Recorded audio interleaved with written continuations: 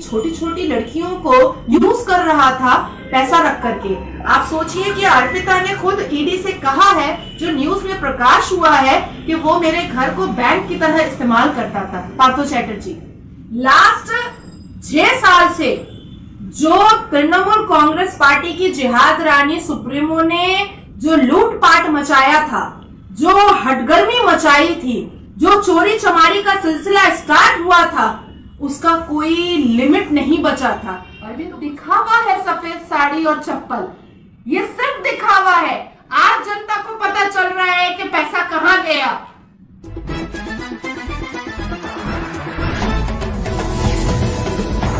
नाजिया इलाही खान जी, आप जरा बताएं कि इस बारे में आपकी क्या प्रतिक्रिया है, जो आज x education minister Partho Chatterjee जो एसएससी घोटाले में ईडी की हिरासत में है और एक एक करके अब एजुकेशन डिपार्टमेंट के कई अफसर ईडी के गिरफ्त में आने वाले हैं। इससे शिक्षा विभाग पर क्या असर पड़ेगा और राजनीति पर क्या असर पड़ेगा, ये ज़रा आप बताएं अपनी प्रतिक्रिया। सबसे पहले तो तमाम जितने भी मेरे व्यूअर्स हैं उनको अस्सलाम वालेकुम। 21 तारीखे दीदी বলেছিলেন ঝিমঝিম ঝিমঝিম বারিশ, রিমঝিম রিমঝিম বারিশ। এবার জনগণ দেখে নিয়েছে ঝিমঝিম ঝিমঝিম টাকা, রিমঝিম রিমঝিম টাকা, ঝমঝম ঝমঝম টাকা। ও দিদির নেতা চোর চোরটা আছে বাড়িতে, আর বান্ধবীর পাশে যত টাকা আছে কাইন্ডলি দিদি ইডিকে দিয়ে দিন। মুড়ি আপনার পাশেই আছে, সবাই বাঙালি মুড়ি খাচ্ছে, মুড়ি কোথাও সেন্ট্রাল গভর্নমেন্ট নিয়ে যাচ্ছে না। মুড়ি থেকে থালার দাম বেশি ছিল 21 তারিখে। 21 তারিখে থালা দেখেছিলেন? পুরো মিডিয়া দেখলো, জনগণ দেখলো, অপোজিশন পার্টি দেখলো, সব দেখলো। এবার জনগণ টাকাটা ईडी के दिए दाओ दीदी, काइंडली दिए दाओ। आप सोचिए, पहला रेड में 21 करोड़, दूसरा रेड में 52, मोर देन 52 करोड़। आप समझ रही हैं बात को? कि दीदी कहती हैं कि हम चाय भी अपने पैसे से पीते हैं। जहाद रानी जी, ये चाय का पैसा आता कहाँ से है? क्या काम करती हैं? बेटर होगा चाहिए 2-4 कविता लिखिए, 2-4 आपके नाम से मीम बन जाएगा, उसका पैसा यूट्यूबर आपको भेज देगा। ऐसे कई यूट्यूबर्स हैं जो दीदी के हर एक अनकॉन्स्टिट्यूशनल डेरोगेटरी रिमार्क पर मीम बनाते हैं और अपना पेट पाल रहे हैं, क्योंकि बहुत सारे व्यूज आते हैं, तो दीदी के लिए वही ठीक रहेगा। बहुत तकलीफ होती है कि एक बाप दादा के उम्र का आदमी इतनी छोटी छोटी लड़कियों को यूज कर रहा था पैसा रख करके। आप सोचिए कि अर्पिता ने खुद ईडी से कहा है, जो न्यूज में प्रकाश हुआ है, कि वो मेरे घर को बैंक की तरह इस्तेमाल करता था। पार्थो चैटर्जी लास्ट 6 साल से जो तृणमूल कांग्रेस पार्टी की जिहाद रानी सुप्रीमो ने जो लूटपाट मचाया था, जो हटगर्मी मचाई थी, जो चोरी चमारी का सिलसिला स्टार्ट हुआ था, उसका कोई लिमिट नहीं बचा था। अभी तो कुछ भी नहीं है। मैं आपसे एक बात बहुत क्लियरली कहना चाहूंगी कि पश्चिम बंगाल में, खास करके कोलकाता जुरिस्डिक्शन में 4-5 ऐसे पुलिस ऑफिसर हैं जिनके घर में अगर ईडी रेड करे तो मुझे ऐसा लगता है कि अर्पिता के घर से ज्यादा पैसा मिल जाएगा। अर्पिता के घर से ज्यादा पैसा मिल जाएगा। अर्पिता संगे बसे आछे ना निजेर बউ संगे बसे आछे, ये क्या ईडी बोलता? देखिए, ये जो ट्रेंड चल रहा था चोरी चमारी का, आज जनता को पता चला है कि ये जिहाद रानी माननीय श्रीमती ममता बनर्जी को जनता से प्यार कभी नहीं था। इसको सिर्फ और सिर्फ पैसे से प्यार है, और ये दिखावा है सफेद साड़ी और चप्पल, ये सिर्फ दिखावा है। आज जनता को पता चल रहा है कि पैसा कहां गया। आज जनता को समझ में आ रहा है कि भाई ये पैसा कहां गया। जो रियलिटी सामने आ रही है उसमें किसी अपोजिशन की जरूरत नहीं है कुछ बोलने की। एज अपोजिशन मैं नहीं बोल रही हूँ, मैं as a Janata, as a voter बोल रही हूँ कि आज पश्चिम बंगाल की जनता ये डिसाइड कर ले कि क्यों वोट देगा श्रीमती ममता बनर्जी को, या तृणमूल कांग्रेस पार्टी को क्यों वोट देगा, किस लिए वोट देगा। पार्थो चैटर्जी को अभी 15 मिनट पहले का न्यूज है कि पार्थो चैटर्जी को मंत्रालय से हटाया गया है। उनको जनरल सेक्रेटरी से भी हटाने की बात हो रही है, शायद हटा भी दिया गया होगा। ये चीज जब 1.5 साल से ये मैटर बहुत ज्यादा हाईलाइट हो रहा था, तब माननीय ने क्यों नहीं किया, तब ये स्टेप क्यों नहीं लिया देखिए, बड़ा माथा श्रीमती ममता बनर्जी है।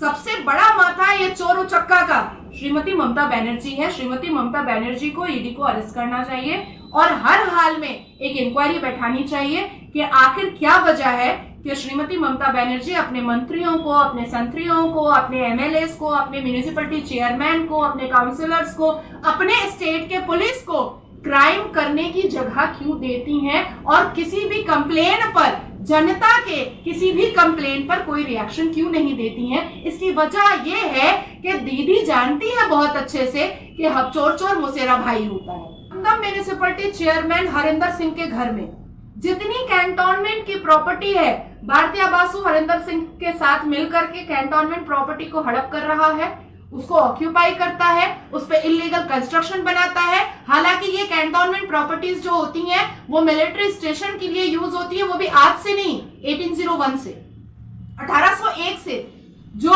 कई जमाना पहले जिसका रूल पास हुआ था, जिसका एक्ट बना था, वो सारी की सारी कैंटोनमेंट प्रॉपर्टी भारतीय बासु और Dumdum municipality chairman Harinder Singh occupy कर करके उस पर इलीगल बिल्डिंग बना कर मनी लॉन्ड्रिंग का जगह बना चुका है। अगर उनके हरिंदर सिंह के घर और भारतीय बासु के घर पर भी ईडी और एनआईए का कोई भी एजेंसी अगर जाता है तो दूध का दूध पानी का पानी हो जाएगा। आज दीदी का कहना है, जो उन्होंने 2 दिन पहले अपनी मीटिंग में कहा है, अपने स्टेट गवर्नमेंट की मीटिंग में कहा है कि अभी तो जानता भी ना, एसएससी मामला नहीं है, तो तूलपड़ हो जाए, अभी तो जानता भी ना। हरिंदर सिंह के अगेंस्ट में मैंने अभिषेक बनर्जी को, दमदम म्यूनिसिपैलिटी चेयरमैन हरिंदर सिंह के इलीगल कंस्ट्रक्शन और अनऑथोराइज्ड कंस्ट्रक्शन के अगेंस्ट में मैंने श्रीमती ममता बनर्जी और अभिषेक बनर्जी को कम से कम 200 लेटर भेजा है। अब दीदी बोलेंगी जब ये मैटर कोई बड़ी एजेंसी ले लेगी या हाईकोर्ट दे देगा इन्वेस्टिगेशन के लिए, तो दीदी बोलेंगी कि अभी तो जानता भी ना, लेकिन मेरे पास तो है सारे डॉक्यूमेंट्स। आज एसएससी के हर एक लोग जो बैठ करके जो लेटर्स नेशनल न्यूज पर और स्टेट की न्यूज पर और हर एक न्यूज जगह पर दिखा रहे हैं कि हम लोगों ने दीदी को बताया था। आप सोचिए कि हर एक मैटर पर, हर एक क्राइम रिलेटेड मैटर पर, हर एक पुलिस का दलाली का मैटर पर, हर एक चिट्ठी दीदी को जाता है कि इसको लुकआउट कीजिए और इसका रिपार्केशन एज पर लॉ निकालिए, लेकिन दीदी नहीं निकालती हैं। मानन्या जो है वो कॉन्स्टिट्यूशन मानती नहीं है, मानन्या जो है वो इंडियन पिनल कोड मानती नहीं है, मानन्या जो है वो सीआरपीसी मानती नहीं है, मानन्या जो है वो सेंट्रल गवर्नमेंट को मानती नहीं है, मानन्या जो है वो पार्लियामेंट हाउस को मानती नहीं है, मानन्या जो है वो विधानसभा को मानती नहीं है। मानेंगी क्या, कैसे मानेंगी? क्योंकि जो बड़ा माथा है इस चोरी चमारी का वो मानन्या का है। अब जनता सवाल पूछेगी, जो भी ये न्यूज देखेगी कि आपने ऐसा कहा कैसे। आप सोचिए कि पार्थो चैटर्जी जब अरेस्ट होता है तो वो अरेस्ट होने से पहले और अरेस्ट होने के बाद वो श्रीमती ममता बनर्जी को क्यों फोन करता है? किस लिए फोन करता है? जब कुणाल घोष अरेस्ट हुआ था तो वो सिर्फ और सिर्फ श्रीमती ममता बनर्जी को ही अरेस्ट क्यों कर रहा था? क्यों कर रहा था? अब बात आती है कि दीदी ने अपनी मीटिंग में कह दिया, स्टेट गवर्नमेंट की मीटिंग में, as a chief minister of West Bengal, 5টা সময় ভোরে চলে গেল, अरे टाका उद्धार कर लो। अरे भाई, मुझे डिटेन करने के लिए जब आपकी Calcutta police, Girish Park police आई थी तो वो भी सुबह 5 बजे ही आई थी, तो क्या ईडी को फोन करना चाहिए था? पार्थो बाबू आशी। अच्छा, कल बीजेपी नेता मिथुन चक्रवर्ती ने एक दावा किया है कि तृणमूल कांग्रेस के 38 विधायक बीजेपी के संपर्क में हैं और 21 विधायक जो है सीधा सीधी उनके संपर्क में हैं। तो क्या लगता है कि 2024 के पहले फिर से तृणमूल विधायकों और सांसदों का बीजेपी में आना शुरू हो जाएगा? देखिए, आना जाना हर एक पॉलिटिकल पार्टी में, हर एक सरकार में लगा रहता है। कोई कहीं सफोकेटेड फील करता है, कोई कहीं बहुत रिस्पेक्ट नहीं फील करता है, तो वो आना जाना करता ही रहता है। आप देखिए, अर्जुन सिंह जी जब भारतीय जनता पार्टी में थे तो उनका मुकाम क्या था, और आज आप देखिए कि अर्जुन सिंह जी को काउंसलर के साथ बैठाया जाता है। कुणाल घोष जो चोर चोट्टा है उसके पीछे खड़ा कर दिया जाता है गवर्नर हाउस से निकलते वक्त, और वो पीछे खड़े रहते हैं कुणाल घोष के। तो अगर कोई इंसान रिस्पेक्ट नहीं फील करेगा किसी पार्टी में तो वो जरूर आएगा। लेकिन आपके चैनल के माध्यम से मैं एक बात जरूर कहना चाहूंगी कि भारतीय जनता पार्टी के जितने भी सुपीरियर लीडर हैं, इस बार जब वो टीएमसी के किसी भी नेता मंत्री संतरी को अगर ले रहे हैं तो बिल्कुल सही तरीके से जांच पड़ताल करके हर एक तरीके से सोच समझ करके लेना चाहिए। क्योंकि देखिए, तृणमूल के नेता जो हैं वो बिन पहनने का लोटा है। उनको जैसे ही दिखेगा वो उधर चले जाएंगे, उनको जैसे ही दिखेगा वो इधर चले आएंगे। ये हर वक्त संभव नहीं होता है, क्योंकि जनता को हम लोगों को फेस करना पड़ता है, मीडिया के सामने हम लोग को बैठना पड़ता है, हाई कोर्ट से लेकर के सुप्रीम कोर्ट हम लोगों को फेस करना पड़ता है।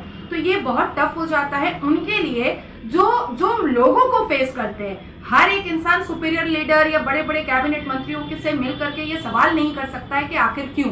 तो इसलिए मुझे लगता है कि बहुत सोच समझ करके, बहुत अच्छे से जांच पड़ताल करके, बहुत अच्छे से एक पूरी इंक्वायरी करके कोई भी नेता आना चाहता है, उनका अधिकार है, वो आ भी सकता है और दूसरी पार्टी उनको ले भी सकती है। लेकिन तृणमूल के नेताओं को लेने से पहले इंक्वायरी मस्ट होनी चाहिए। छोटी छोटी लड़कियों को यूज कर रहा था पैसा रख करके। आप सोचिए कि अर्पिता ने खुद ईडी से कहा है, जो न्यूज में प्रकाश हुआ है, कि वो मेरे घर को बैंक की तरह इस्तेमाल करता था। पार्थो चैटर्जी लास्ट 6 साल से जो तृणमूल कांग्रेस पार्टी की जिहाद रानी सुप्रीमो ने जो लूटपाट मचाया था, जो हटगर्मी मचाई थी, जो चोरी चमारी का सिलसिला स्टार्ट हुआ था, उसका कोई लिमिट नहीं बचा था। अभी तो दिखावा है सफेद साड़ी और चप्पल, ये सिर्फ दिखावा है। आज जनता को पता चल रहा है कि पैसा कहां गया।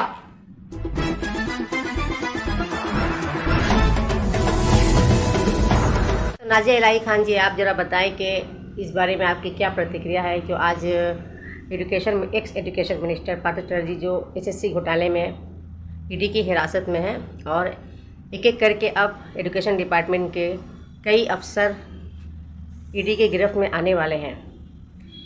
इससे शिक्षा विभाग पर क्या असर पड़ेगा और राजनीति पर क्या असर पड़ेगा, ये ज़रा आप बताएं अपनी प्रतिक्रिया। सबसे पहले तो तमाम जितने भी मेरे व्यूअर्स हैं उनको अस्सलाम वालेकुम। 21 তারিখে দিদি বলেছিলেন ঝিমঝিম ঝিমঝিম বারিশ, রিমঝিম রিমঝিম বারিশ। এবার জনগণ দেখে নিয়েছে ঝিমঝিম ঝিমঝিম টাকা, রিমঝিম রিমঝিম টাকা, ঝমঝম ঝমঝম টাকা।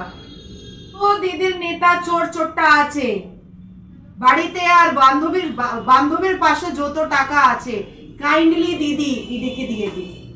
মুড়ি আপনার পাশেই আছে, সবাই বাঙালি মুড়ি খাচ্ছে, মুড়ি কোথাও সেন্ট্রাল গভর্নমেন্ট নিয়ে যাচ্ছে না। মুড়ি থেকে থালার দাম বেশি ছিল 21 তারিখে। 21 তারিখে থালা দেখেছিলেন? পুরো মিডিয়া দেখলো, জনগণ দেখলো, অপোজিশন পার্টি দেখলো, সব দেখলো। এবার জনগণ টাকাটা ईडी के दिए दाओ दीदी, काइंडली दिए दाओ। आप सोचिए, पहला रेड में 21 करोड़, दूसरा रेड में 52 मोर देन 52 करोड़। आप समझ रही हैं बात को कि दीदी कहती हैं कि हम चाय भी अपने पैसे से पीते हैं। जहाद रानी जी, ये चाय का पैसा आता कहाँ से है? क्या काम करती हैं?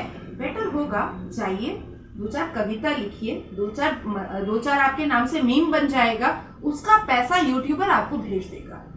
ऐसे कई यूट्यूबर्स हैं जो दीदी के हर एक अनकॉन्स्टिट्यूशनल डेरोगेटरी रिमार्क पर मीम बनाते हैं और अपना पेट पाल रहे हैं, क्योंकि बहुत सारे व्यूज आते हैं। तो दीदी के लिए वही ठीक रहेगा। बहुत तकलीफ होती है कि एक बाप दादा के उम्र का आदमी इतनी छोटी छोटी लड़कियों को यूज कर रहा था पैसा रख करके। आप सोचिए कि अर्पिता ने खुद ईडी से कहा है, जो न्यूज में प्रकाश हुआ है, कि वो मेरे घर को बैंक की तरह इस्तेमाल करता था। पार्थो चैटर्जी लास्ट 6 साल से जो तृणमूल कांग्रेस पार्टी की जिहाद रानी सुप्रीमो ने जो लूटपाट मचाया था, जो हटगर्मी मचाई थी, जो चोरी चमारी का सिलसिला स्टार्ट हुआ था, उसका कोई लिमिट नहीं बचा था।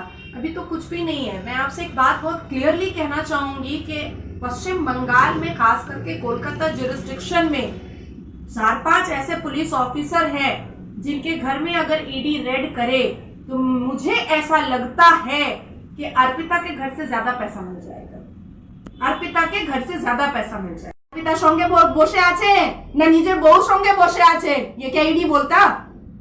देखिए, ये जो ट्रेंड चल रहा था चोरी चमारी का, आज जनता को पता चला है कि ये जिहाद रानी माननीय श्रीमती ममता बनर्जी को जनता से प्यार कभी नहीं था।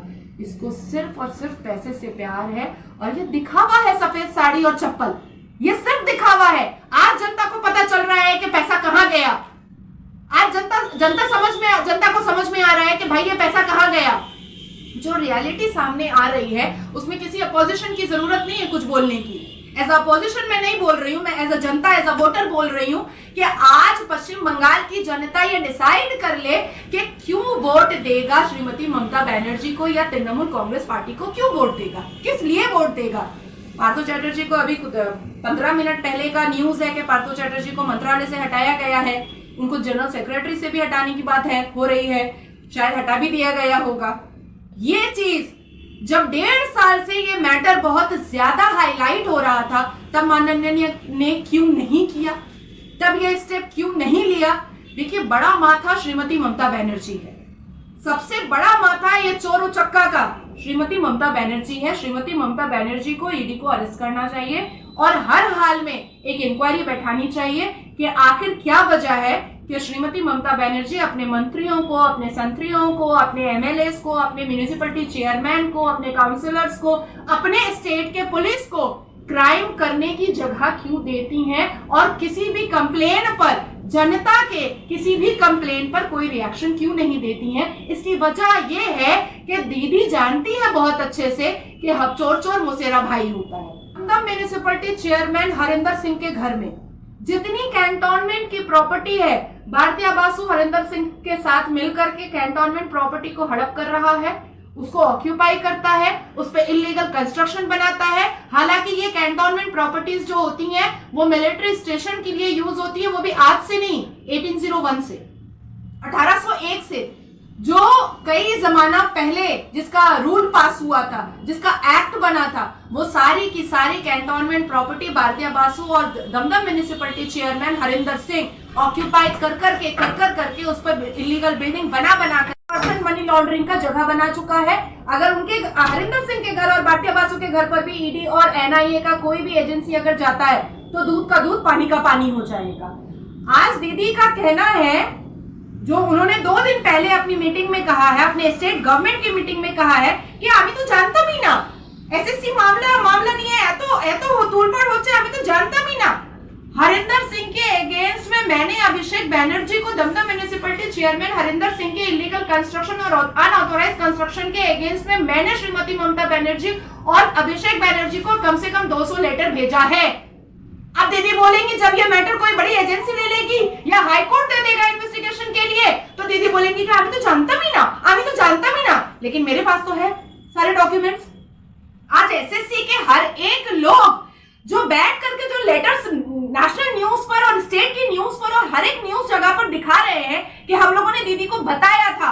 आप सोचिए कि हर एक मैटर पर, हर एक क्राइम रिलेटेड मैटर पर, हर एक पुलिस का दलाली का मैटर पर, हर एक चिट्ठी दीदी को जाता है कि इसको लुकआउट कीजिए और इसका रिपार्केशन एज पर लॉ निकालिए, लेकिन दीदी नहीं निकालती हैं। माननीय जो है वो कॉन्स्टिट्यूशन मानती नहीं है, माननीय जो है वो इंडियन पिनल कोड मानती नहीं है, माननीय जो है वो सीआरपीसी मानती नहीं है, माननीय जो है वो सेंट्रल गवर्नमेंट को मानती नहीं है, माननीय जो है वो पार्लियामेंट हाउस को मानती नहीं है, माननीय जो है वो विधानसभा को मानती नहीं है।